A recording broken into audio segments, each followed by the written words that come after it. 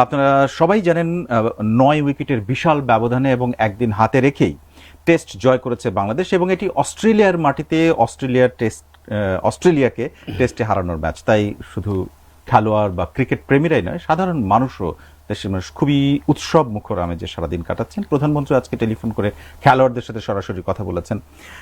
এমন দিনে আমরা আজকে বিষয় নির্ধারণ করেছি খেলার যে বাংলাদেশের অস্ট্রেলিয়া জয়, এটি নিয়ে কথা বলবেন প্রথম আলোর প্রধান ক্রীড়া সম্পাদক উৎপল শুভ্র। তাকে আমন্ত্রণ জানিয়েছি আমরা আজকের স্টুডিওতে। আর সঙ্গে থাকছি বার্তাকক্ষে আমি শামসুজ্জোহা।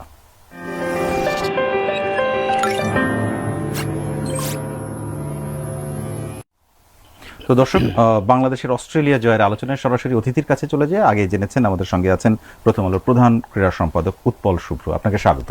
ধন্যবাদ। খুব স্বাভাবিকভাবে আজকে আপনি আমাদের অতিথি। আপনার সাথে কথা বলে আমরা এটি আপনার ইচ্ছাতেই আসলো যে বাংলাদেশের অস্ট্রেলিয়া জয় কথাটি বলেছেন। আমার একটা জানতে ইচ্ছা করে যেটা আসলে সর্বতভাবে এটি নাম কেন বাংলাদেশের অস্ট্রেলিয়া জয় বলতে আসলে কি বোঝানো হচ্ছে। কিন্তু তার আগে নাজমুল হোসেন শান্তর একটা কথা সামনে আনতে চাই। প্রথম প্রশ্ন, তিনি বলেছেন আজকে যখন সাংবাদিকদের সাথে কথা বলছিলেন প্রেস মিটে, যে কোনো সংস্করণে এটাই বাংলাদেশের সবচেয়ে বড় জয়। দুটো জায়গায় বলি, যে কোনো সংস্করণে, আরেকটি হচ্ছে সবচেয়ে বড় জয়। আপনার বিশ্লেষণেও আসলে সেটা মনে হয় কিনা? হ্যাঁ, শান্ত আসলে আমাদের আর এই সুযোগটা রাখে নেই যে আমরা এটা বলবো এবং এটা বলা খুব কঠিন না, একদম সহজ। যে কোনো সংস্করণটা এত গুরুত্ব দিয়ে নেওয়ার কোনো কারণ নেই, কারণ হচ্ছে আসলে টেস্ট ক্রিকেটের সাথে আসলে অন্য কোনো খেলার কোনো তুলনা চলে না। পার্টিকুলারলি আপনি যখন সাকসেস চিন্তা করবেন যে সবচেয়ে বড় সাকসেস কোনটা, কারণ টি-20 হচ্ছে আপনার 3-4 ঘন্টার খেলা, 20-40 ওভারের খেলা, ওয়ান ডে একদিনের খেলা, পার্টিকুলার একটা ডেতে আপনি ভালো খেললেন, আপনি একটা আপসেট হওয়ার সম্ভাবনা এখানে অনেক বেশি থাকে। টেস্ট ক্রিকেটে আমি বাংলাদেশের অস্ট্রেলিয়ার সঙ্গে জয়টাকে হয়তো আপনি শক্তির বিচারে আপসেট বলবো, র্যাঙ্কিং এর বিচারে এক দল 1 নম্বর আর এক দল 9 নম্বর আপসেট বলবো। আপনি এই টেস্টের আগে সবাই কি ভেবেছিলেন সেই কথা যদি মনে করি, ডেফিনেটলি এটা আপসেট বলবো। কিন্তু টেস্ট ক্রিকেট আসলে আপসেট সেই অর্থে হয় না, কারণ এটা ওভার, এখানে 4 দিনে খেলা শেষ হয়ে গেছে। এই পুরোটা সময় জুড়ে এটা আসলে ফ্লুক হওয়া খুব কঠিন টেস্ট ক্রিকেটে। টেস্ট ক্রিকেট আমরা বলতে পারি যে অভাবিত ফল, অপ্রত্যাশিত ফল। আপসেট শব্দটাতে আমার একটু আপত্তি হয় এই কারণে, কারণ এখানে আপনি কামব্যাক করার প্রচুর সময় থাকে। এদিকে চিন্তা করলে ডেফিনেটলি বাংলাদেশের সবচেয়ে বড় জয়টা টেস্টে হবে, এই নিয়ে আর কোনো তর্ক নাই।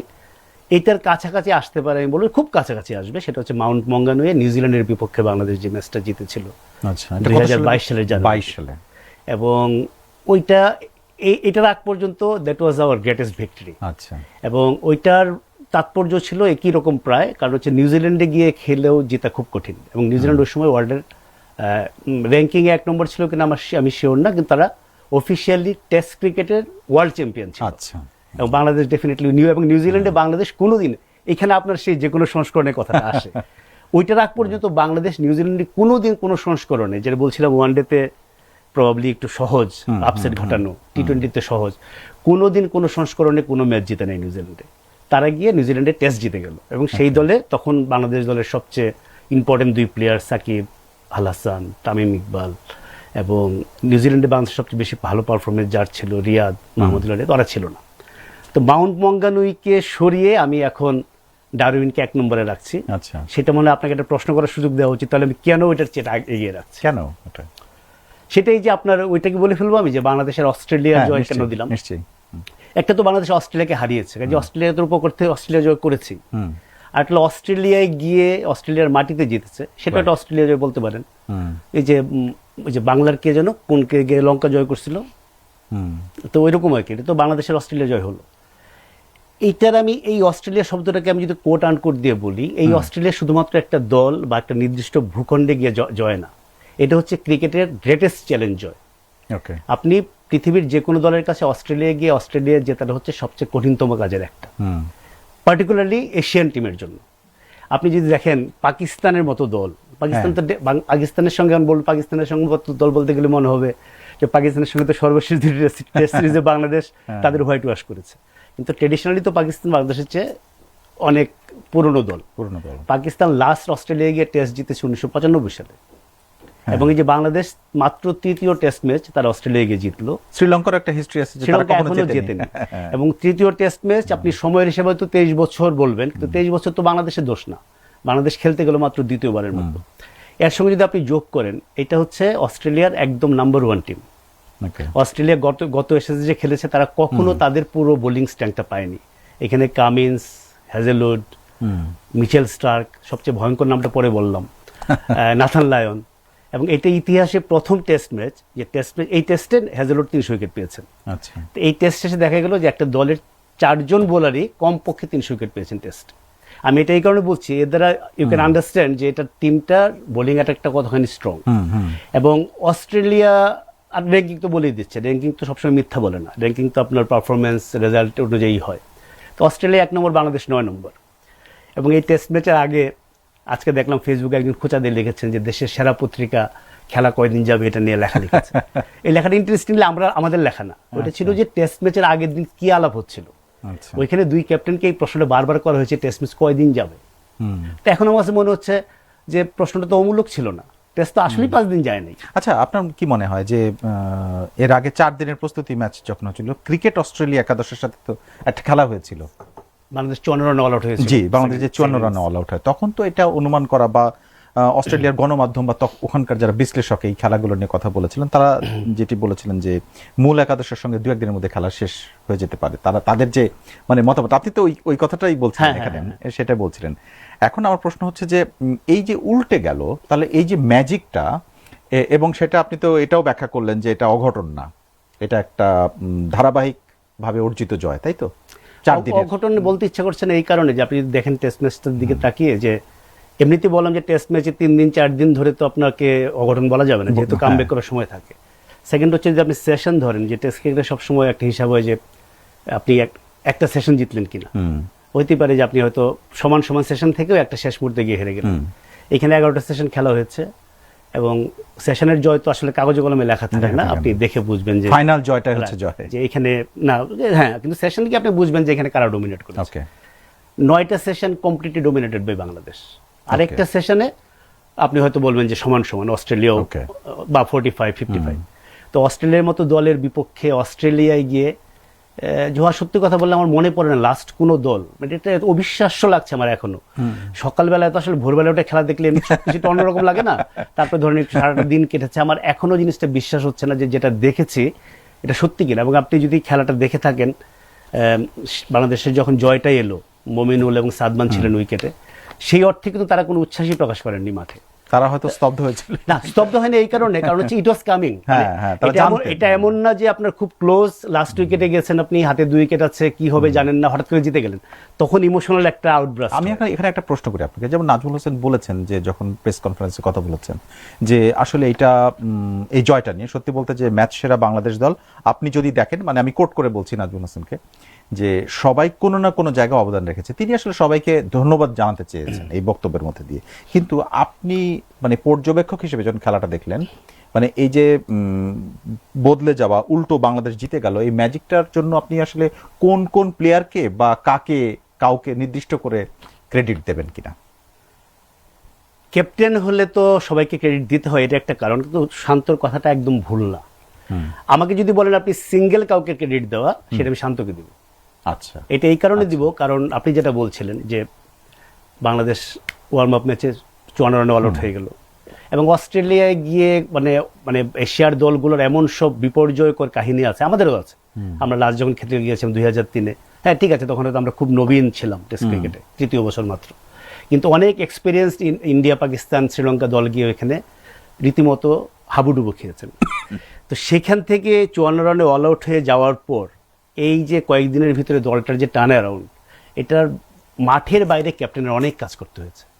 এটা শান্ত হয়তো মুখ ফুটে বলবেন না, অফ দ্য রেকর্ড বলবেন, কিন্তু আপনি অনুমান করতে পারেন এটা আপনি যে কোনো টিমের ক্ষেত্রে সত্যি, ক্রিকেট টিমের ক্ষেত্রে বা যে কোনো স্পোর্টস টিমের ক্ষেত্রে আরো সত্যি। এবং ক্রিকেটে ক্যাপ্টেনের চেয়ে অন্য কোনো খেলার ক্যাপ্টেনের সঙ্গে তুলনা চলে না, ক্যাপ্টেনের যে দায়িত্ব। এবং শান্তকে আমি চিনি বলেই আমি জানি যে এই মাঝের সময়টা ডেফিনেটলি তিনি অনেক কাজ করেছেন, যে কাজগুলো কখনোই আপনি মাঠে একটু মানে ওই মানে একটু উদাহরণ মানে আপনার উদাহরণটা বলতে আমি বোঝাচ্ছি যে আসলে ক্রিকেটের দুইটা ভাগ থাকে, মানে ক্রিকেট অধিনায়কের, একটা হচ্ছে ক্যাপ্টেন্সি আর একটা হচ্ছে মানে লিডারশিপ। ওকে, তো ক্যাপ্টেন্সি তো আপনি মাঠে দেখছেন, বোলিং চেঞ্জ হচ্ছে, ফিল্ডিং চেঞ্জ সিদ্ধান্ত হচ্ছে, দিচ্ছেন। হ্যাঁ আপনি কথা বলছেন প্লেয়ারদের সঙ্গে, ওই সব জায়গাতেও মানে কি বলবো শান্ত ওয়াজ A+। কিন্তু মাঠের বাইরে হচ্ছে যে যখন 54 রান হয়ে গেল, প্রতিটা প্লেয়ার ডাউন, ক্যাপ্টেনও তো ডাউন, মানে তার দলই তো 54 রান অল আউট হয়েছে। ঠিক। কিন্তু অধিনায়কের ক্ষেত্রে কি হয়, তখন তার এই নিজের ব্যথা চেপে রেখে তার মনের মধ্যে ডাউট তৈরি হয়েছে, তার মধ্যে মনে হচ্ছে আমরা কি আবার এরকম এম্বারাসড হবো কিনা, হ্যাঁ। এই দলের সঙ্গে যদি এই হয় তো ওই দল তো তখন কি আসবে হবে? কামিন্স, হ্যাঁ। স্টার্ক আসবে, নিজে ব্যাটসম্যান, সে ভাবছে আমি কি করবো, আমি কি রান করতে পারবো, এই সব চাপা রেখে কিন্তু তার্কিক মামুনের পাশে গিয়ে দাঁড়াতে হয়েছে, মুশফিকের পাশে দাঁড়াতে হয়েছে। আমি যাদের কথা বলছি তারা কিন্তু সবচেয়ে এক্সপিরিয়েন্স প্লেয়ার, এটা হয়তো উল্টাটা, কিন্তু আমি এই কারণে বলেছি আমি ডেফিনেট যে ওর যে চরিত্র সে নিশ্চয়ই মমিনুল, মুশফিক, লিটন, এই টিমের যারা সিনিয়র প্লেয়ার আছে, কিছুটা মিরাজ, তাদের সঙ্গে কথা বলে ডেফিনেটলি তিনি দলের প্রতিটা প্লেয়ারকে অফ দ্য ফিল্ড যে তাদের মানসিকভাবে চাঙ্গা করার ব্যাপারটা ছিল। এবং আপনি যদি খেয়াল করে দেখেন, মানে আসলে পুরো জিনিসটা ঠিক আমি মানে যত ব্যাখ্যাই দেই, আপনি যদি জাস্ট পাঁচটা দিন পেছনে যান এবং আমি যদি বলতাম যে আমরা এই টেস্টের চতুর্থ দিন রাতে বাংলাদেশের 9 উইকেটে জয় নিয়ে আলোচনা করবো, আমি বলতাম আপনি পাগল নাকি, মানে জিনিসটা এতখানি অসম্ভব। কিন্তু যখন হয়ে গেছে আমাদের বুঝতে হবে যে কিভাবে হলো। আপনি দেখেন বাংলাদেশ টসে হারলো, প্রথম বোলিং করতে গেল, এবং দ্যাট ওয়াজ আনবিলিভেবল বোলিং। অস্ট্রেলিয়ার মাটিতে, অস্ট্রেলিয়ার বাইরের কোনো দল, পার্টিকুলারলি এশিয়ার দল, প্রথম বল থেকে এরকম ডিসিপ্লিন এবং কনসিস্টেন্টলি এরকম সুন্দর জায়গায় বল করে যাওয়া, এটা ইনফ্যাক্ট আমি দেখি নাই। আমি অনেক বছর ধরে ক্রিকেট দেখি এবং আমি ভাবতে পারি যে আপনি দেখেন না, আপনি কে, কিন্তু আমি কিন্তু কমেন্টেটর দিয়ে কথাটা বলতে শুনেছি। অনেক বড় বড় প্লেয়ার যারা নিজেরা 100 বছর, নিজেরা হয়তো 100-এর বেশি টেস্ট খেলেছেন, অনেক বছর ধরে ক্রিকেট দেখেন, তারাও কিন্তু এটা বলেছেন। এবং এই প্রথম দিন থেকে শুরু করে এই যে টেস্টের রাজটা বাংলাদেশ ধরলো, এটি কিন্তু কখনো আলগা হয়নি। যেগুলো বলছিলাম যে যখন বাংলাদেশ জিতলো, মানে এটা আপনি বুঝতে পারছেন নিয়ন্ত্রণটা এটা অঘটনের যে শব্দটা বলছিলাম, যে বাংলাদেশ যদি কোনো কারণে এই টেস্ট হেরে যেত, কারণ টেস্ট ক্রিকেটে ফলো অন করার পরও জয় রেকর্ড আছে, যে 200-এর বেশি রান পিছিয়ে থেকে ফলো অন করছেন আপনি, তারপরে গিয়ে জিতে গেলেন, কামব্যাক করার গল্প আছে। আমার আরো কয়েকটা প্রশ্ন আছে, কিন্তু অস্ট্রেলিয়া যদি জিতে যেত তাহলে এটা অঘটন হতো, মানে from second day onwards almost. Utpal Shuvro, আমার আরো প্রশ্ন আছে আপনার কাছে, তবে তার আগে ছোট্ট একটা মানে বিরতি নিয়ে আসতে হচ্ছে আমাদের কাছে। দর্শক আমাদের সঙ্গে থাকুন, আমরা এক্ষুনি ফিরছি। আমাদের সঙ্গে আছেন প্রথম আলোর প্রধান ক্রীড়া সম্পাদক উৎপল শুভ্র। আকিস সিমেন্টে তৈরি এ বাড়ি, সিমেন্টে লোহার শক্তি, আয়রন স্ল্যাগ সমৃদ্ধ আকিস সিমেন্ট, সিমেন্টে লোহার শক্তি। দর্শক আমরা আবারও ফিরে এলাম আজকের বার্তা কক্ষে। আমাদের সঙ্গে আছেন উৎপল শুভ্র। আমরা তার সাথে কথা বলছিলাম, আমি যেটি বলছিলাম আপনি অনেকটা উদারভাবে বিভিন্ন জনের কথা ব্যাখ্যা করেছেন, বিশেষ করে শান্তর কথা, কিন্তু নাজমুল হোসেন শান্ত। কিন্তু আমি যদি এরকম ফিল্ডটাকে আলাদা করি, যে ব্যাটিং, বোলিং এবং ফিল্ডিং, কোন অংশটা বেশি ভালো করেছে আপনার দৃষ্টিতে, যেটা প্রত্যাশা করেনি এটা মানে বলা যায় কিনা? এটা হলো যে আপনার ওয়ার্ল্ড কাপ সেমিফাইনালে স্পেন যে খেলাটা খেলেছে, বাংলাদেশ এটা খেলেছে এ গেম, এখানে সেই অর্থ আসলে কোনো খুঁত নাই। ওকে, এখন ঠিক আছে, আপনার একটা টিমের তো 11 জন পারফর্ম করবে না, আপনি হয়তো বলবেন যে লিটন রান করে নাই, আমাদের হয়তো এরকম আপনি খুঁজে খুঁজে বের করতে পারবেন। কিন্তু আমি শান্তকে দিয়ে শুরু করেছিলাম, আপনি একজনকে পয়েন্ট আউট করতে বলেছিলেন, এবং আমি খুব ভালো বুঝে এটা প্রমাণ করার জন্য এমন একজনকে পিক করলাম যেটা হয়তো সবাই পিক করবে না, যেগুলো দেখা যায় না, কিন্তু পারফর্মার তো আপনি চোখে দেখছেন। যে হাসান মাহমুদ ফার্স্ট ইনিংসে 6 উইকেট নিয়েছেন, সেকেন্ড ইনিংসে 3 উইকেট নিয়ে man of the match. Tanzid Tamim জীবনের মাত্র সেকেন্ড টেস্ট অস্ট্রেলিয়ার মাটিতে গিয়ে সেঞ্চুরিটা তিনি করেছেন, এবং তার নিজের খেলার বাইরে এসে সেঞ্চুরিটা করেছেন। তিনি সাদা বলে খুব অ্যাটাকিং খেলেন, এখানে তিনি ধরে পুরো টেস্টের মতো করে খেলে আনবিলিভেবল ইনিংস। আপনি শান্তর কথা যদি বলি, যদি ক্যাপ্টেন্সি অংশটা বাইরেও রাখি, 84 রানের যে ইনিংসটা নিজের খেলায় মেহেদী হাসান মিরাজ আনবিলিভেবল, মানে ব্যাটিং বোলিং যদি আপনি মিলিয়ে দেখেন, আপনি 68 রান। আজকে যে বোলিংটা করেছে, এটা অস্ট্রেলিয়ার মাটিতে আমি বলবো যে কোনো স্পিনারের one of the finest spell. আপনি যদি অফ স্পিনার আলাদা করে নেন, খুব অল্প অফ স্পিনার আছে যে এরকম টানা, এই আজকে তো টানা বল করে গেছেন, টানা এত লম্বা সময় ধরে একই জায়গায় এত সুন্দর করে বল করে যাওয়া, এবং আনবিলিভেবল আজকে মিরাজের পারফরমেন্স। এবং আপনি বাংলাদেশের জয়, আমি বললাম যে শান্ত যে কথাটা বলেছেন শুধু এটা ক্যাপ্টেনের কথা না, কারণ একটা দলে এই যে আমি যে কোনো একজনকে যদি এখানে আলাদা করে নেই তখন মুশকিল, সে একা কিন্তু জেতাতে পারতো না। মানে এইখানে এই ইভেন সাদমানের যে কথা আসছিল, যে সাদমানের ফার্স্ট ইনিংসে 20 রান, সেকেন্ড ইনিংসে খেলা শেষ করে বেরোলেন, ফার্স্ট ইনিংসে 2 ওপেনারের যে 36 রান, এগুলো খুব ইম্পর্টেন্ট। এবং মিরাজ ফার্স্ট ইনিংসে বাংলাদেশের যখন 6 উইকেট পড়ে গেল, তখন কিন্তু বাংলাদেশের সাথে বড় রান লিড নেওয়ার কথা না, 100 সামথিং লিড ছিল। সেখান থেকে বাংলাদেশ যে 228 রানের লিড নিল, ওই সময় কিন্তু ম্যাচটা মোটামুটি ভাগ্য নির্ধারিত হয়ে গেছে যে অস্ট্রেলিয়ার একটা আচ্ছা অবিশ্বাস্য কামব্যাক না হলে বাংলাদেশ এই ম্যাচ জিতবে। এবং ধরেন সমান সমান দল যদি হতো শক্তির বিচারে 1, 2, 3, 4, আমরা কিন্তু তখনই বুঝতাম যে এই ম্যাচ অস্ট্রেলিয়ার কোনো চান্স নেই। কিন্তু আমরা যেহেতু জানি যে বাংলাদেশ এখান থেকেও পিছলে যেতে পারে, সেই জন্য এবং একটু শঙ্কা ছিল।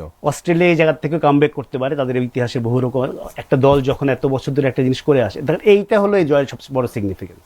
আচ্ছা এই যে আমি যেটা বলছি যে অস্ট্রেলিয়া 228 রানে পিছিয়ে আছে, তাদের টিম টক কি হতে পারে যে হ্যাঁ আমরা তো এর আগে একদিন ছিলাম, হ্যাঁ 228 হতে পারিনি, 206 রান পিছিয়ে ছিলাম, 200 রান পিছিয়ে ছিলাম, কিন্তু সেখান থেকে তারা উতরাই গেছে। আমরা এতবার যদি করে থাকি এটা আবার পারবো না কেন? তো বাংলাদেশ দলের জন্য এটাকে শুধুমাত্র একটা টেস্ট জয় চিন্তা করলে হবে না, এটা বাংলাদেশের লং টার্ম এত বড় একটা এফেক্ট ফেলবে বাংলাদেশের ক্রিকেটে। এবং এটার সঙ্গে যদি আমি, হ্যাঁ এটাই তো আলোচনা হচ্ছে যে এটা আসলে দীর্ঘদিন ধরে একটা গল্প করার মতো। ওইটা তো ধরেন আপনি ক্রিকেটিং ওয়াইজ, আরেকটা যদি বলি এখানে যে এই যে বাংলাদেশ অস্ট্রেলিয়া খেলতে গেল, এর মধ্যে কিন্তু একটা সূক্ষ্ম অপমান আছে। অপমানটা হলো যে বাংলাদেশের জন্য কিন্তু ডারউইন আর কেয়ার্নস নামে একটা জায়গা আছে, এবার সেকেন্ড টেস্টে কেয়ার্নস হবে না, এবার ম্যাকাই হবে। এই দুই জায়গাটায় আসলে ক্রিকেট হয় না সেই অর্থে, এমনিতে ওদের ডোমেস্টিক ক্রিকেট হয়। ইন্টারন্যাশনাল ক্রিকেট অস্ট্রেলিয়ার সিজনটা হচ্ছে আপনার নভেম্বর থেকে জানুয়ারি। আচ্ছা তো বাংলাদেশকে এখন ইনভাইট করতে হবে এই অস্ট্রেলিয়ার যে মূল সামারটা, ওইখানে বাংলাদেশকে নিয়ে গেলে একটা অনার সৃষ্টি না, 2 দিনে 3 দিনে খেলা শেষ হয়ে যাবে, পয়সা নষ্ট। খেলা তখন বাণিজ্য, খেলা তো খেলা নাই, মানে 5 দিনের খেলার যে একটা বাণিজ্য সেটা আপনার। আর বাংলাদেশের যে পুলটা সেটা তো ডেফিনেটলি ইংল্যান্ডে তার চেয়ে বেশি। তো অস্ট্রেলিয়া কি করলো, বাংলাদেশের জন্য ঠিক করলো যে আমরা তাহলে জুন জুলাই একমাত্র খেলা হয়, ওই সময় সব জায়গায় খেলা যায় না, আমরা জুন জুলাই বাড়তে একটা উইন্ডো বের করে ডারউইন আর কেয়ার্নসে খেলি। 2003 সালে বাংলাদেশ প্রথম খেলতে গেল, 2004 শ্রীলঙ্কাকেও একইভাবে এখানে খেলানো হলো। এইবারও কিন্তু বাংলাদেশ সেই জায়গায় গিয়েছে যেগুলো মেইন ভেন্যু, আপনার সিডনি, মেলবোর্ন, ব্রিসবেন, অ্যাডিলেড, সেটাকে অ্যাভয়েড করে অনেক। হ্যাঁ ওই সময় মূল সময় বাংলাদেশকে ডাকবে না, যেটা ইংল্যান্ডের ক্ষেত্রে সত্যি। ইংল্যান্ড বাংলাদেশ 2010 সালে পরে যায় নাই, আগামী বছর যাবে। তো এখন কথা হচ্ছে যে এগুলো আপনি বলতে পারেন বঞ্চনা, আমাদের প্রতি অবহেলা। কারণ মুশকিলটা হচ্ছে যে খেলাটা এখন যে ইংল্যান্ড অস্ট্রেলিয়া টেস্ট ক্রিকেট তাদের মাধ্যমে শুরু, তারা যে একটা দায়িত্ব বোধ করবে যে অন্য দলগুলোর প্রতি আমাদের একটা কর্তব্য আছে, তাদেরকে হেল্প করা উচিত, সেই দায়িত্বের দিন শেষ হয়ে গেছে। এখন পুরো টাকা আর টাকা, আচ্ছা কোথায় আপনার টাকা পাবে, সিম্পলি একটা ব্যবসা, এক ধরনের বাণিজ্য। এখন সেই ব্যবসাতে বাংলাদেশ এই অন্তত একটা স্টেটমেন্ট তৈরি করতে পেরেছে, তোমরা আমাদের ভেবেছিলা যে আমরা তোমাদের মূল সময়ে আসলে তোমাদের সামারটা নষ্ট হয়ে যাবে, তোমাদের ব্যবসা নষ্ট হয়ে যাবে, তা আমরাও খেলতে যাই। তাহলে আপনার মনে হয় কি যে এরপরে মূল প্রতিপক্ষ হয়ে ওঠার পথে খানিকটা এগোলো, এরপরে ডাকা উচিত এখন আমি শিডিউলও খুব প্যাকড, আমি এগুলো বলি ঠিকই, কিন্তু শিডিউল প্যাকড। আমি যেটা বলছিলাম যে আপনি এগুলো নিয়ে অভিযোগ করতে পারেন, অবহেলা করতে পারেন, কিন্তু ফাইনালি পারফরমেন্স হচ্ছে আসল উত্তর। সেই উত্তরটা বাংলাদেশ দিয়েছে, যে কারণে নেক্সটে যখন আলোচনাটা হবে, অন্তত এই আলোচনাটা অস্ট্রেলিয়ার পাবলিকও তুলবে না যে বাংলাদেশকে কেন তোমরা ডাকছো। আচ্ছা বাংলাদেশ অস্ট্রেলিয়াকে যে হারানো, সেটা অস্ট্রেলিয়ার মাটিতে হয়তো হয়নি, কিন্তু বাংলাদেশ তো অস্ট্রেলিয়াকে এর আগে হারিয়েছে 2017 সালে মিরপুরের ধান খেতে। হ্যাঁ মিরপুরে। আর এর আগে আর এবারে হচ্ছে দ্বিতীয় জয় হলো, যেটা অস্ট্রেলিয়ার মাটিতে। এই যে দুইটা এর মধ্যেও তো প্রায় 9 বছরের পার্থক্য, মানে 9 বছরের। এই 9 বছরের মধ্যে আপনি যে পার্থক্যটা, তার মধ্যে অনেক খেলোয়াড় নাই যারা ওই সময় খেলেছিলেন, তারা এই সময় স্বাভাবিকভাবেই নাই, এখন নতুন টিম। মানে এই দুই জয়ের পার্থক্য আপনার দৃষ্টিতে একটু, মানে পার্থক্যটা যদি বিশ্লেষণ করেন। এক কথায় বললে উইকেট, মানে আপনার 2016-17-তে 16তে বাংলাদেশ ইংল্যান্ডকে হারালো, এটা মিরপুরে, 17তে অস্ট্রেলিয়া। এটা ধরেন যে মাউন্ট মঙ্গানুয়ের আগে বাংলাদেশের ইতিহাসের সবচেয়ে বড় জয়, কিন্তু এটার ভিতরে একটা কোশ্চেন মার্ক থাকতো। মানে এখন ন্যাচারালি আপনি আপনার হোমে খেলছেন, আপনি আপনার স্ট্রেংথ অনুযায়ী, পছন্দ অনুযায়ী উইকেট বানাবেন, খুব বেশি অন্যায় না, কিন্তু একটা সীমা থাকে। ওইটা ধানক্ষেত বললাম ওই কারণে যে ওইখানে আসলে একটা লটারির মতো হয়ে গেছিল। আচ্ছা। এবং ওইটা বাংলাদেশের কৃতিত্ব, যে এখন যিনি বোর্ড প্রেসিডেন্ট তামিম ইকবাল, ওই ম্যাচে তার 2টা খুব ভালো ইনিংস আছে 70-এর ঘরে, সাকিবের 10 উইকেট আছে এবং একটা ভালো ইনিংস আছে। তামিম আমাকে এটা কথাটা বলেছিলেন যে আপনারা যে এত বলছেন যে আমরা এরকম 5 উইকেট বানিয়ে হারিয়েছি অস্ট্রেলিয়ার ইংল্যান্ডকে, আমরা নিজেরাও তো এই ধরনের উইকেটে খেলিনি। আচ্ছা, আমাদের জন্য তো এটা কঠিন ছিল। আচ্ছা আচ্ছা। যে কারণে মেইন ডিফারেন্সটা প্রথম হলো আপনি নিজের দেশে জিতেন আর অপোনেন্টের মাঠে গিয়ে জিতে আসেন, অপোনেন্টের মাঠে গিয়ে জিতে আসা ডেফিনেটলি কঠিন। আর Australia, South Africa, New Zealand, England, যে দেশগুলোকে একসঙ্গে এখন বলে সেনা কান্ট্রি, এসিএনএ। আচ্ছা। South Africa, England, New Zealand and এদিয়া হচ্ছে কি অস্ট্রেলিয়া। তো এশিয়ান দলগুলোর জন্য সেনা কান্ট্রিগুলোতে আপনার পারফরমেন্স কি, ব্যাটসম্যান হিসাবে, বোলার হিসেবে কি, এটা আলাদাভাবে আপনার গ্রেটনেস নির্ধারণের ঠিক করা হয়। ও তো খুব ভালো, সেনা কান্ট্রিগুলোতে পারফরমেন্স নাই। আচ্ছা। কারণ আপনার এশিয়ানে মানে ওই কয়টা কান্ট্রিতে না থাকলে সেটাকে খুব গুরুত্বপূর্ণ ধরা হয় না। মানে ওইটাকে আপনার আলটিমেট টেস্ট। কারণ হচ্ছে কি আমাদের নর্মালি উপমহাদেশে দুই একটা ব্যতিক্রম আছে, নর্মালি আমাদের উপমহাদেশের উইকেট অত বাউন্সি হয় না, কিন্তু অস্ট্রেলিয়াতে দেখবেন আপনি যে বলটা নর্মাল লেংথে আমাদের এখানে আসছে, এটা মুখে আসে। আচ্ছা, তো ওইখানে খেলা অনেক কঠিন, এটা বোলারদের অ্যাডজাস্ট করতে হয়। অভ্যস্ততারও নিশ্চয়ই ব্যাপার আছে। খুবই গেল 23 বছর পর। তো এরকম আপনি তো আমাদের প্লেয়াররা তো আরো অনেক পরে যায়, এমনিতেই এই দেশগুলোতে পারফরমেন্সটা একটা আলাদা ব্যাপার। তো এইটাতেই মূল পার্থক্যটা আমি এটা বলবো। আরেকটা জিনিস খুব ইন্টারেস্টিং, যে আমাদের দলের ওই 16-17-তে হয়তো আমরা যে পঞ্চপাণ্ডব বানিয়েছিলাম কোট আন কোট, তো সেটার তারকা মূল্য হয়তো অনেক বেশি ছিল। কিন্তু এই টিমটা নাজমুল হোসেন শান্তর এখনকার টিমটায়, হ্যাঁ এখানে মুশফিক আছেন, 100-র উপরে টেস্ট খেলেছেন, এটা তো চিন্তা করা যায় না বাংলাদেশের মতো জায়গা থেকে। মমিনুল্লাহ আছেন, অনেক এক্সপিরিয়েন্স, লিটন আছেন, এবং বাংলাদেশের মিডল অর্ডার যদি চিন্তা করেন আপনি, ওইখানে মমিনুল, লিটন, শান্ত, মুশফিক, এটা one of the most experience batting line up in the world, সারা পৃথিবীতেই। তো ওই জায়গা থেকে এই নামগুলো হয়তো সাকিব, তামিম, মাশরাফি আমাদের কাছে মনে হয় যত বড় না, কিন্তু দে আর ভেরি গুড প্লেয়ার্স। এবং এজ এ টিম, এই টিমটা আমি বলবো যে মাচ বেটার, এরা অনেক বেশি কম্প্যাক্ট, এবং এইখানেও আবার এই ক্যাপ্টেনের কথা আসে যে আমরা ক্যাপ্টেন ছাড়াও আরো প্লেয়ারদের নিয়ে স্পেসিফিক বাই নেম আমার একটা প্রশ্ন আছে, কিন্তু এইটার যাওয়ার আগে আরেকটা খুবই সংক্ষিপ্ত একটা বিরতি নিয়ে আসছি। দর্শক আমাদের সঙ্গে থাকুন, আমরা আছি বার্তা কক্ষে। আকিস সিমেন্টে তৈরি এ বাড়ি, সিমেন্টে লোহার শক্তি। আয়রন স্ল্যাগ সমৃদ্ধ আকিস সিমেন্ট, সিমেন্টে লোহার শক্তি। আলোচনা উৎপল সঙ্গে ঠিক যেখানে ছিলাম সেখান থেকে আবার শুরু করছি। আমি কয়েকজন প্লেয়ারের কথা বলছিলাম যে বাই নেম প্রশ্ন করতে চাই। আপনি ক্যাপ্টেন্সির প্রশ্ন এনেছেন, ক্যাপ্টেন্সির প্রশংসাই করেছেন বলা যায়। দেশের মানুষ করেছেন, হ্যাঁ, এবং দেশের মানুষও বলছেন, লিখছেন, অনেকে আমাদের দেখছি সোশ্যাল মিডিয়াতে। আমি একটু নাম ধরে বলি, হাসান মাহমুদের যে বোলিং, এটা তো তার কেরিয়ার সেরা বলতে হয়। তারপরে যদি তামিমের ব্যাটিং কিংবা মেহেদী হাসান মিরাজের অলরাউন্ড যে পারফরমেন্স, এই তিনটাকে আপনি মানে যদি মাত্রা করেন 1, 2, 3 কিভাবে করবেন? মানে এটা তো আলোচনায় আছেই তারা। না, হাসান মাহমুদ যেহেতু ম্যান অফ দ্য ম্যাচ হয়েছে, তো আপনাকে ধরে নিতে হবে যে তিনটা আলোচনা করে তাকে 1 নম্বর করা হয়েছে, এবং এটা নিয়ে কোনো দ্বিমত নেই। কারণ ফাইনালি তো আপনাকে 20টা উইকেটের ভিতরে 9টাও তিনি নিয়েছেন, 20 উইকেট না নিলে তো জিততে পারতো না। এইগুলো ধরেন আপনি যে 3টা নাম বললেন, বা এবার সাথে নাজমুল হোসেন শান্তর 84ও আসবে, এই 4টা নাম একদম আপনি বুঝতেছেন পরিষ্কার যে এদের পারফরমেন্সটা সবচেয়ে ভালো ছিল। কোনো জায়গা নেই। এর সঙ্গে ধরেন আপনি মমিনুল, হয়তো নামটা বলবেন না, কিন্তু মমিনুল 2 ইনিংসে 49-38 নট আউট।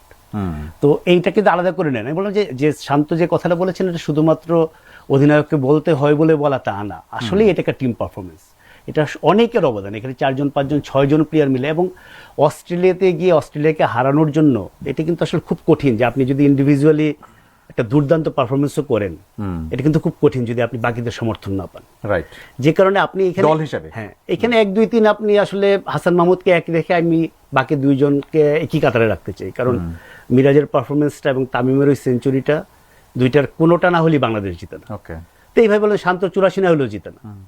ইভেন বাংলাদেশের এই যে নাজমুল হোসেন শান্তর ক্যাপ্টেন্সিটা যদি বাদ দেন, শুধু তার খেলার টাকা, মানে তার যে 84 এইটা এবং তার খেলা, ব্যক্তিগত যে পারফরমেন্স, এটার বিবেচনায় না, 84 অস্ট্রেলিয়া ধরেন, এখন তামিম যেহেতু সেঞ্চুরি করেছে, 84টা তো সেঞ্চুরির চেয়ে 16 রান কম, সে কারণে না হলে তো প্রায় সেঞ্চুরি, এবং যেভাবে খেলেছেন, এবং সত্যিকার অর্থে ওই অংশটাতেই বাংলাদেশের যেটা ছিল, ওদেরকে 198 রানে অল আউট করে দেওয়ার পরে তখন ব্যাপারটা কি ছিল, 198 রানে অস্ট্রেলিয়া অল আউট হয়ে গেছে, তখন আপনার কি মনে হবে যে অস্ট্রেলিয়া যদি এরকম অল আউট হয়ে যায় 198 রানে, তো বাংলাদেশের 150 রানে অল আউট হয়ে যেতে পারে। কাজে বোলিং অ্যাটাক বলছিলাম, ইট প্রবাবলি মানে অস্ট্রেলিয়ার ইতিহাসের one of the best bowling attack. আপনার হয়তো ম্যাগরা, গিলেস্পি, লি, শেনওয়ার্নের ওই সময়ের কথা আসবে, কিন্তু আপনি যদি ম্যান টু ম্যান চিন্তা করেন, খুব বেশি পিছিয়ে নাই। একসঙ্গে ওয়ার্ল্ডের ওয়ান অফ দ্য বেস্ট, এই মুহূর্তে ওয়ার্ল্ডের বেস্ট বোলিং অ্যাটাক এর মধ্যে পড়ে তারা। তাদের এগেনস্টে যে বাংলাদেশ এটা করলো, এবং এটা তো আসলে যে তামিমের সেঞ্চুরিটা যেমন একটা বেস করে দিয়েছে, ওইখানে শান্ত 84 ওইখানে ঘুরে যেতে হয় যে সবার ছোট ছোট অবদানের কারণে রেজাল্ট, এদের বড় বড় অবদান। আপনি যে 3টা নাম বললেন, এদের হয় 3 জনের বা শান্ত সহযোগ করি, 4 জনের হয়তো খুব বড় অবদান, যেখানে তারা 50 করছেন, যেখানে তারা সেঞ্চুরি করছেন, যেখানে তারা 6 উইকেট নিচ্ছেন, যেখানে 5 উইকেট নিচ্ছেন, যেগুলো ক্রিকেটই বড় বড় মাইলস্টোন। এর বাইরে যে 49-30 নট আউট, 20-15 বা ভালো একটা ক্যাচ, এটা সবকিছু মিলিয়ে যেটা হয় আনবিলিভেবল, যেটা বললাম সিম্পলি এ গেম। মানে বাংলাদেশের, এবং যদি মাউন্ট মঙ্গানুইয়ের কথা বলছি, পাকিস্তানে বাংলাদেশ গিয়ে পাকিস্তানকে হোয়াইট ওয়াশ করেছে 2-0, দেশে করেছে। সাম্প্রতিক এই সাফল্যগুলো মাথায় রেখে আমি এই কারণে বলছি যে আপনি একটা বাংলাদেশ টেস্ট ম্যাচ খেলতে নামছে against the best team in the world ranking wise, অস্ট্রেলিয়ার মাটিতে। তা আপনি যা যা চাইতে পারেন যে বাংলাদেশ এইভাবে যদি জিততো, স্বপ্নে যেটা দেখেন সেটা বাস্তব হয়েছে। এবার একটু যদি ঘুরিয়ে প্রশ্ন করি, যেমন ধরেন আমরা বাংলাদেশ জিতেছে, সব মানুষ যেমন আলোচনা করছে, সেটা আমরা আলোচনার বেশি অংশ থাকবে, ঠিক আছে, কিন্তু একটু ঘুরিয়ে অস্ট্রেলিয়ার দিক হয়ে যদি আপনি তো বিশ্লেষক, আপনি তো তাদের দিক থেকে একটু দেখেন, ক্যামেরন গ্রিন তো সেঞ্চুরি করেছেন, তাই না, সেঞ্চুরি করেছেন, কিন্তু শেষ রক্ষা হয়নি আর কি শেষ পর্যন্ত। এখন আমার প্রশ্নটা হলো যে তাদের দিক থেকে তো এটাকে বিপর্যয় বলা যায়, এই হারটাকে, তাই না?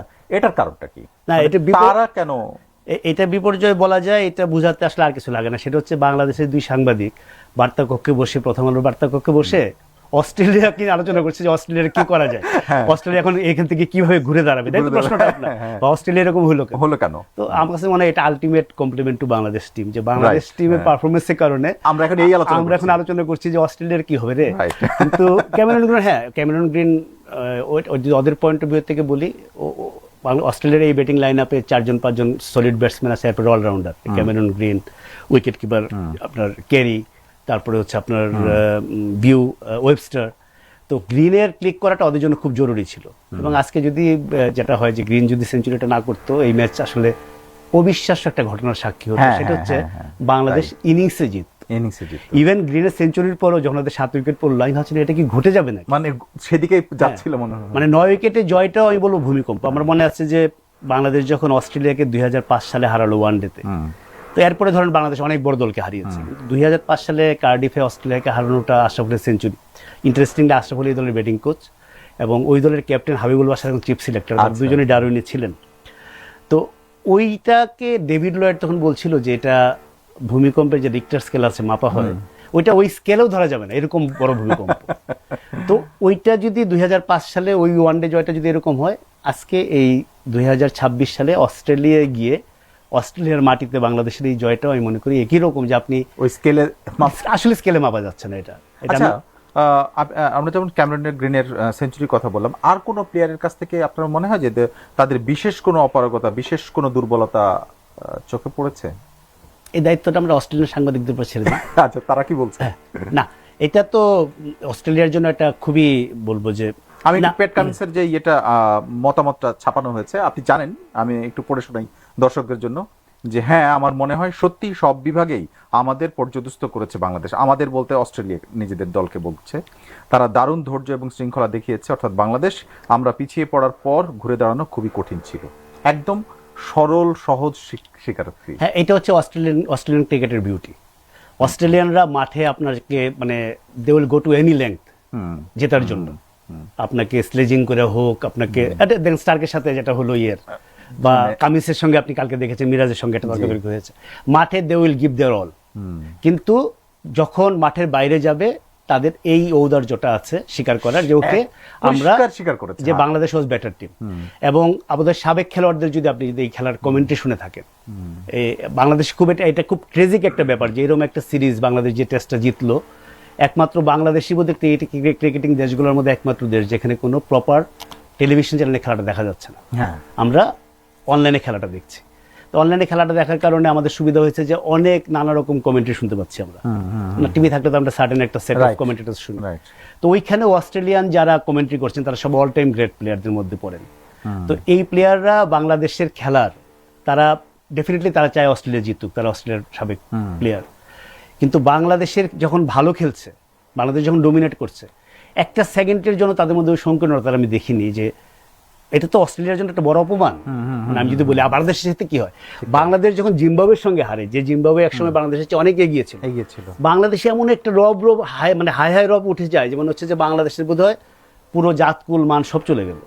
সেইখানে অস্ট্রেলিয়া যে এইভাবে হারলো, আমি কিন্তু কারো মুখে, হ্যাঁ অস্ট্রেলিয়া দলের সমালোচনা করছে, তারা অস্ট্রেলিয়ার কাছে তার বেটার পারফরমেন্স আশা করে সেই ডিসঅ্যাপয়েন্টমেন্টের কথা বলছে, কিন্তু বাংলাদেশের যখন প্রশংসা করছে সেটা কিন্তু পুরোপুরি এবং প্রাণ খুলে করছে, এবং বাংলাদেশ এটা ডিজার্ভ করে বলেই করছে। ডিজার্ভ করে বলেই কিন্তু সবসময় এটা করে না। এই যে কামিল যে কথাটা বলতো, সে অনেক ওজোর দেখাতে পারে। আমি যদি কথা স্মিথের বক্তব্যটা বলি, যে হারের কারণটা খুবই সরল, বাংলাদেশ আমাদের উড়িয়ে দিয়েছে। ভাবা যায় এই যে পরিষ্কার এত বড় প্লেয়ার, হ্যাঁ, আপনার কাছে মনে হয় এটা অসহায় আত্মসমর্পণের মতো একটা বক্তব্য দিয়েছে সে। আমি এটা বললাম তো, যে আপনি এটাকে এইভাবে দেখতে পারেন, অসহায় আত্মসমর্পণ এমন ভাবে হেরেছে যে এটা না বললে উপায় নাই। আবার অন্যভাবে দেখতে পারেন যে অস্ট্রেলিয়ানদের আমি সারা জীবন দেখে এসেছি, তারা এরকমই, আচ্ছা, যে তারা মাঠে এরকম বলবে কিন্তু মাঠের বাইরে আমাদের মতো ডিপ্লোমেসির মধ্যে যাবে না, আচ্ছা, যে এই ছিল ওই ছিল অমুক ছিল। ইনফ্যাক্ট এরকম এক্সকিউজ দেওয়ার সুযোগও নাই। আপনি ধরেন এখন সাবকন্টিনেন্টে আসলেন, একবার অস্ট্রেলিয়া তো ভালো ভালো কথা বলছি, অস্ট্রেলিয়া একবার ইন্ডিয়াতে খেলতে আসছে, দিল্লিতে একটা টেস্ট ছিল, ওয়ান অফ টেস্ট 90s-এ, সেই টেস্টে হারার পর তারা বললো যে দিল্লিতে এত ধোঁয়া এত পলিউশন, যে কারণে আমরা খেলতে পারিনি। পুরাটাই মনে হচ্ছে এক্সকিউজের মতো। এখন অবশ্য দিল্লির যে অবস্থা তাদের বোঝা গেছে, তারা আগেই বুঝতে পেরেছিল। তো অস্ট্রেলিয়ান যে এক্সকিউজ দেয় না তা না, কিন্তু এই ক্ষেত্রে আমি যেটা বলবো যে পুরো ম্যাচে যদি আপনি দেখেন, ম্যাচের পরে প্রেস কনফারেন্সে তাদের কথাবার্তা এটা সেটা, ডেফিনেটলি তারা জিততে চায় যে কোনো মূল্যে। এবং পৃথিবীতে মানে ক্রিকেটে কোনো দল জিততে চাওয়ার উদগ্র ইচ্ছা যদি বলেন, সেটা অস্ট্রেলিয়ানদের সঙ্গে কারোর তুলনা চলে না। এটা একদিনের ব্যাপার না, এটা দীর্ঘ 100-150 বছরের ইতিহাস। তো সেইখানে অস্ট্রেলিয়া ডেফিনেটলি তাদের জন্য এটা একটা আনবিলিভেবল। আমরা নিজেরা বাংলাদেশের মানে মানুষ হয়ে, বাংলাদেশ দল জিতলে আমরা আনন্দিত হই, হারলে পরে দুঃখ পাই। সেখানে বাংলাদেশের মানুষ হয়ে আমি বলছি যে সকালবেলা যে ঘটনাটা দেখেছি 4 দিন ধরে বা 3.5 দিন ধরে, রাতে কথা বলতে গিয়ে আমার বিশ্বাস হচ্ছে না। তো অস্ট্রেলিয়ানরাও তো বজরা হতো, তো সেই বজরা হতোর ভাবটা কাটিয়ে উঠে, এবং পুরো টেস্ট ম্যাচটা এমন হয়েছে, আপনি যদি একটু ফিরে যান, এটা আছে না যে সাডেনলি একজনের একটা ব্রিলিয়ান্স ম্যাচটা আপনি জিতে গেলেন, হঠাৎ করে একদিকে যাচ্ছিল, হঠাৎ করে ঘুরে গেল, সেই অর্থে টেস্টের মধ্যে সেই অর্থে কোনো নাই, মানে কোনো মোড় পরিবর্তন নাই। টেস্টটা একদমই একটা ওয়ান ওয়ে ট্রাফিক ছিল, অল বাংলাদেশ।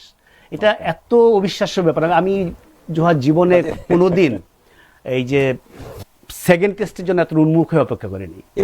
হ্যাঁ, কারণ আমরা আলোচনা একেবারে শেষ প্রান্তে, আমার একটা প্রশ্ন আছে, এটা আমার শেষ প্রশ্ন, আপনি বলে শেষ করবেন। এটা হচ্ছে কতক্ষণ উত্তর দিব আপনার মানে মোটামুটি এই যে দুটো, এটা এই সিরিজটা তো আসলে 2 ম্যাচের সিরিজ, এটা তো প্রথমটা গেল, দ্বিতীয়টা নিয়ে আপনি কি আশা করেন, মানে সিরিজ জিততে পারে কিনা? মানে এখন তো অনেক রকম মানসিক একটা শক্তি আছে বাংলাদেশের সাথে, সবকিছু মিলেই। আর টেস্ট চ্যাম্পিয়নশিপের ফাইনালের কথা এখন থেকে ভাবা যায় কিনা? টেস্ট ম্যাচের ফাইনাল অনেক দূরের কথা, কিন্তু কাগজে কলমে তো ডেফিনেটলি চান্স আছে। বাংলাদেশ বোধহয় 4 নম্বরে এখন, না এর আগে বোধহয় 4-ই ছিল। তো এটা টেস্ট চ্যাম্পিয়নশিপের পার্ট, এবং প্রথম অংশটা বলে নেই, সেকেন্ড টেস্টটা হবে ম্যাকাইতে। আমি ডারউইনের জীবনে যাইনি, ম্যাকাইও যাইনি। ম্যাকাইতে ইনফ্যাক্ট কেউই টেস্ট খেলে নেই, এটা প্রথম উদ্বোধনী হবে। এই কারণে বাংলাদেশের দিক থেকে কিন্তু ভালো যে অস্ট্রেলিয়ার 3টা টেস্ট ভেন্যু উদ্বোধন হচ্ছে বাংলাদেশকে দিয়ে। যে 2003 সালে ডারউইনের ক্যান্স হয়েছিল, এবার ম্যাকাইয়ে, ওটা গ্রেট ব্যারিয়ার রিফের পাশে, নামটা হচ্ছে গ্রেট ব্যারিয়ার রিফ অ্যারেনা, ওই মাঠেরও এই প্রথম টেস্ট ম্যাচ হবে এটা। কাজে বাংলাদেশ ডেফিনেটলি জানে না কোনো কিছু সম্পর্কে, অস্ট্রেলিয়ানরাও খুব একটা জানে বলে মনে হয় না, মানে যেহেতু এই মাঠে খেলা হয়নি।